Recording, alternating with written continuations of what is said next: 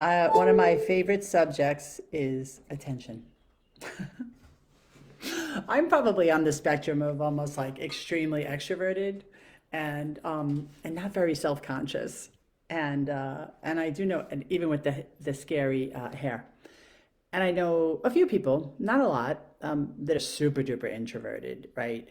And so I was talking to some friends this morning about center of attention, like getting attention or being at the center of attention and what that feels like. And this person echoed a sentiment that they hate being the center of attention because when they were little, being if you were the center of attention, if all eyes were on you, you were probably in trouble. Now, me, what's really funny, if I was the center of attention and all eyes are on me, I was probably being told wonderful things about myself. Now, what's interesting is that even though I happen to like being the center of attention, I love speaking in front of groups. I love, one-on-one communication where, there's talking and listening, and I get to talk about my ideas and formulate thoughts and listen and educate and inform and engage and connect. I love all that kind of stuff. Um, but even though that's the case, sometimes it's still uncomfortable. Sometimes, especially if I'm in a group setting, like most people, I have those moments of being a little bit self-conscious and kind of like when the light is coming at me and I know it's coming, like if I'm about to get up in front of a group, or it's way less than it used to be, but it's there, right? And I think it's just that's about the fear of looking stupid. So I wonder sometimes, when people have set ideas about their feelings and what those feelings are about, especially something like getting attention.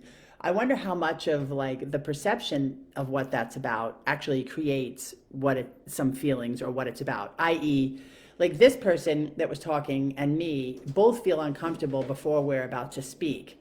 But he looks at it as some kind of like discomfort left over from some traumatization, if you want to call it that, of like, being the center of attention and having it be negative when he was younger. I look at it like normal nervousness, like, oh, I'm about to get up or say something in front of a group of people, and what if I sound like an idiot or they don't like me? But for me, that's just a voice in my head, and it's just something to be actually ignored. Because there's all kinds of stupid shit that goes on around in my head, whether I'm the center of attention or not, that I have no business paying any attention to, because it's just this voice of limitation and low self-worth and self-sabotage that I think most people's egos have and communicates.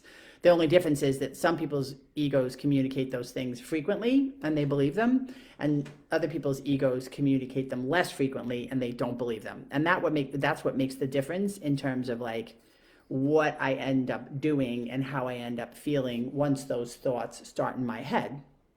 So again, what's interesting is that this guy and I both have the same feeling of fear, but he's attributing it to something differently than I am. And I wonder how much that, I always wonder this, right? Like how much what I'm thinking is actually creating the results in my life. How much of what goes on in my head is dictating how I am when in fact it's not who I want to be. So why am I paying attention to that? And as far as the center of attention goes, I'll repeat something I said a couple of weeks ago that somebody said.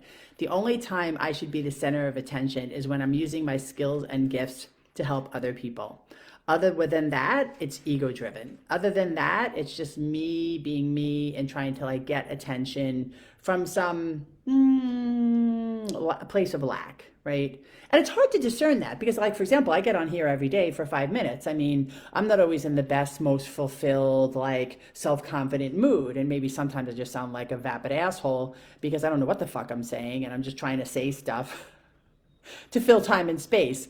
Or, I am in a cranky mood and I just don't have anything like deep and worthwhile, but I want to stay committed to this. So I just end up spilling a bunch of like ego stuff. I mean, it all depends and it really doesn't matter. What matters is what I'm paying attention to good for me and helping me with my actions and with who I want to be and moving me towards my vision and goals, or is who I'm being and who I think I need to be and the things I'm telling myself inside moving me away from my vision and goals. And my vision is to be the best version of myself I can possibly be.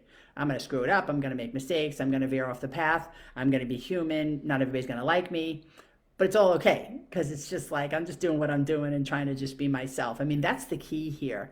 There are a whole bunch of you sitting out there and like in these jobs and these suckhole relationships, and you're like constantly like, I got to get out of here. I got to get out of here. And you ain't making a move. And day to day to day, your self-esteem is suffering, and then you're wondering why you're sick. It's a good question. Anyway, some things to think about.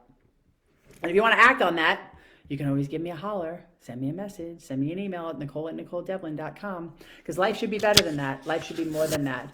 Whether you're being the center of attention or not, you should be doing what you need to be doing to express your talents and gifts in this world, because it's all going to come to an end one day, and I hope you're happy with the results. And you can change those results starting now. All right, talk to you later. Bye.